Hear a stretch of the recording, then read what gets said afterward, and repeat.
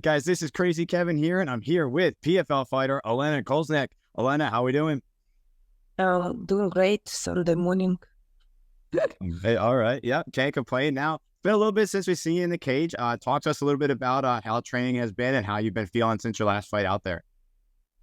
Well, the last time you can see me in the cage, it was pretty fast, so I'm not sure you can enjoy my performance.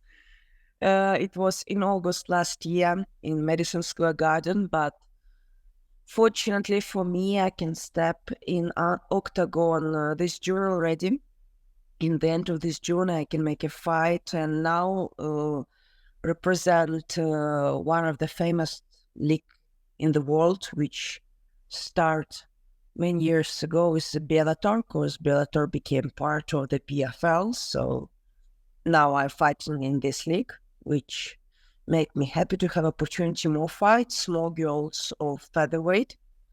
So yeah, now you can see me 22 June in Ireland, Dublin, which make me exciting and motivated to prepare for upcoming fight.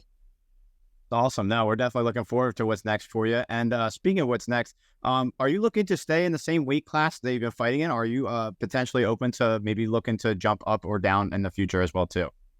Well, I wish I can jump up, but nowadays the last weight class we are heavyweights, 146. So this is the last weight class where big girls can come, and I pray God that this weight class can stay longer, because if you are a tall girl, it's not so easy to cut for you in 135. So, but we'll see. Like as soon as this weight class will be on the arena, you can see my performance. But now I'm going to work with a nutritionist. Who knows? Like maybe next year you can see me in lower class, but we'll see. Okay, fair enough. Now, in a previous interview, you mentioned when you're going through training, you like to write stuff down in your diary, talking about, maybe some things you can improve, maybe some things you learn. Is that something you still do? I do it since I was in women's boxing national team. And as a sports psychologist, I work in as a sports psychologist. This is I highly recommend to my clients because it's help you analyze what you did for exactly for this training and for that day. It's help you to grow and fix your mistakes and make your technique better.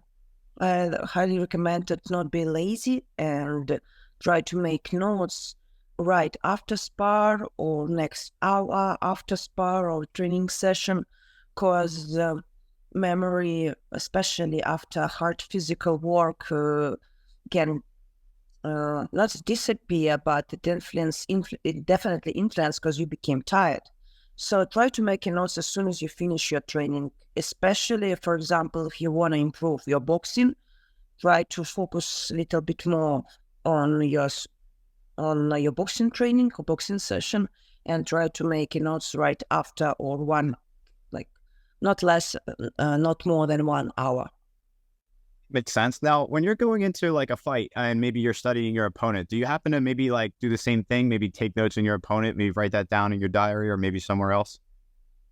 Well, lucky for me, my team and for example, my boxing coach, he has the same mentality as I am. His name is Mark. Same mentality as me. So before we start to work, and he became part of my team. What I noticed that he really good of analyze of my opponents, and I'm like, coach, how often you watch the fight of my opponent? He said, 1,000,000 times. I say, oh, we actually do the same. Yeah, he asked me if I make some notes. I say, yeah, coach, I make some notes. He makes some notes too. So, I mean, when you surround people with the same type of mentality and vision of the life, that's kind of cool. And yeah, I analyze my opponent not only as her technique, but as her as a human being, to know with whom I need to deal with. Definitely makes sense. Now, when it comes to boxing, you always mentioned boxing was one of the first things that you did. What about boxing made you fall in love with it? Mm, when you box, it's something, I don't know how to explain it. I think everyone should, especially if you're a man, you should try to spend at least one round in the ring to feel it. For me personally, as soon as I start to training boxing, I first ever in my life feel myself alive. Don't get me wrong, I have a lot of hobbies. I study well at university. I have a lot of what to do, but as soon as I start to training boxing and Muay Thai, as soon as I feel that I can punch and I can uh, be punched, so no, I don't know. It's so real. It's it's not something what, for example, I love soccer. Yeah, I love soccer. I watch soccer games, and in soccer or basketball, you depends from team. In boxing, in mixed martial arts in general, it depends from yourself. Of course, your preparation depends from you and people who you surround yourself. But as soon as you stage in the cage or ring, everything in your hands, and it's real. Because no matter how great is your coach or no matter how great is your sparring partners, but if you cannot deal with your emotions or with this fear which always come as soon as you step there, you you lost the battle or you win the battle. Everything depends from you. Definitely makes sense. And I also heard as well too that you like to cook. Talking about cooking, what is maybe some of your favorite things that you like to make? Food. Well, Ukrainian kitchen and Ukrainian recipe is now famous and was well famous in the whole world. So our favorite dish, it's a borscht, of course, it's a red soup. But as we say in Ukraine, every woman has own recipe of this soup, and this soup became taste little bit different from. Of course, I can cook everything. I like to bake. I like to uh, I like to make cakes. I like to make different type of soup. So it's just one of my passion to do. And I just love when everyone in the family be fit. For me, it's not so important that I am, hardly to say, but yeah, I really love, and I think this is how most Ukrainian women raise. It's really important for us that every each each member of our family or friends who come to our house will be well fit and barely even move after dinner. This is the task of all Ukrainian women. That definitely makes sense. Now, you mentioned too that you know when you first started your career that you wanted to maybe be in the Olympics one day for boxing. Why was that one of your goals one day? It was one of my goals during all my boxing amateur career, but sometimes we think our destiny in one thing, but God showed us, no, like this is not what meant to be. I will give you something bigger. And I want to send this message to all people. If you think that, oh, okay, this is or nothing. Mm-mm. Sometimes you just need to make a pause and look at the world and opportunity more wider. So, and yeah, I don't, I left boxing team. I left by myself. And because I realized this is not what I would like to do, I always want to turn to the pro. And in 2015, I thought about like, what next? The reason why I thought about pro because we never have money ever. You can boxing, but you must working parallel. You must make or get money from somewhere else. And this is what of the main, I think it was the main reason why I left boxing team. Because we don't make any money. And as soon as I start to work as a teacher, start to create, start to make more money than I was a boxer, even if boxing was my real passion, my big love. And then when the head coach of boxing national team called me and he said, please come back. We need you. Like, it's a lot of tournaments coming. I say, sorry, but no, there is no money and I'm tired from struggling. So don't get me wrong. Most of fighters are struggling. This is like a casino. Sometimes you can win a big push, big money, but sometimes you can lose everything, and it's pretty common in fighting. Yeah, we can see champions with a rich life, with good cars, with good homes, but how many fighters which dream about that unfortunately don't get there, or something happened with them health or whatever, and they start to be alcoholic, drug users. I saw a lot of these stories. So, and when I saw it, and I asked myself, okay, what I do after sport, because sport is not forever. Body became old and it's nature. And I'm like, till I'm in sport, I want to like make a good money and make my name well known to the whole world. So I need to leave my amateur team and move forward. This is what I did. And to be honest, I don't have any regrets, because there's only one Ukrainian girl who was a member of Olympic boxing games. She's a 51 kilo, my friend Tatiana, but I think she lost first or the second fight. So yeah, she was in Olympic games, but I mean, for me it always was like, yeah, if I go there, I want to be the champ, you know.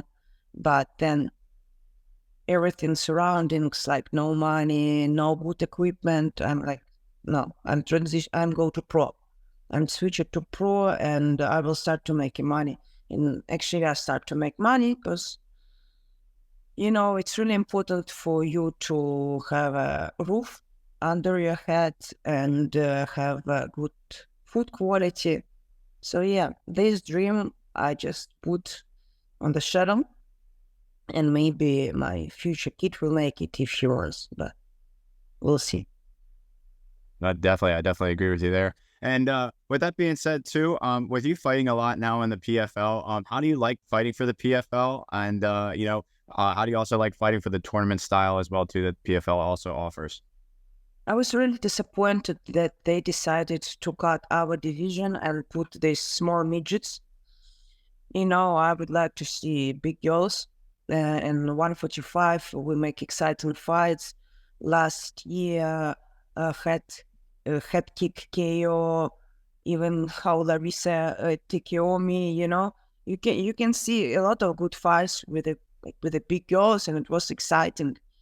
So I was really disappointed that there is no opportunity to take part in the tournament, because it gives you a chance to make 3-4 fights in the year. But this is what they decided to make, and we just accepted. And someone from us retirement, or someone cutting weight in another weight class, or someone stay and continue fighting in Bellator like me. But yeah, if I have a chance to take in the tournament, I will step in. I love this system, and I want to fight as much as I can. Oh, we definitely want to see you fight in there as much as possible. And with that being said, you've done a little bit of boxing and now MMA. What sport do you think might be safer to compete in, boxing or MMA? No. You cannot compare this two kind of sports, because they're totally different. And no, how many cases we heard about after missing punch, a boxer was take in emergency and died there, or or went to coma, or never be the same again. In boxing, you have a lot of damage in your body, but much more in your head, and that's all. I mean, in MMA, you can be hurt by leg, by you can be choked. It's two different type of sport, and both of them really dangerous, to be honest. But when you have like not too many places where you can hit, for example, in boxing, like a head and body, I think it's kind of more dangerous, to be honest. Definitely And makes sense. Good. 12 rounds. And if we look in our past, in the past, it was a 15 rounds in the boxing. So yeah, I think it's kind of dangerous. No, I definitely agree with you there. Yeah, it's definitely an interesting comparison because of the two sports are a lot different. And with that being said, it's been a little bit since we've seen you out there. What message do you have to, the featherweights out there that are maybe watching this video? I'm coming home. That's right. You definitely are. I love it. Now, one thing I always like to ask every fighter I bring on the show. I'm a Taekwondo instructor. I've been teaching for 6 years now, training for 20. Just love what I do. And with that being said, what advice would you give to all of the guys I have coming into the gym to keep on getting better and better every single day? First of all, you're already winners if you step in the gym. As soon as you make a first step, you already make a first step to make your life better. So remind yourself that you already will be healthier or more, or have more courage inside of your soul, because you not stay at home sitting on the sofa watching Netflix. You come in the gym, so you're already a champ. So, and even you lost 1, 2, 3, 4, 5 tournaments on the fights, don't give up. Your time will come. I agree with you. I definitely think that's a great message. And speaking of messages, final message out there to the fans that are going to be watching this video. Well, guys, I hope you will watching my upcoming fight in Bellator 22 June. I promise you to make a show, so keep your eye. And I will be happy if someone from Ireland will come to the fight, and I can speak with the fans. And we're looking forward to your next performance in June. And thank you so much for coming on the show, Olena. And yeah, we're looking forward to what's next in June. Thank you again. Thank you. All right. Bye-bye. Take care. Enjoy the rest of your day. Take care.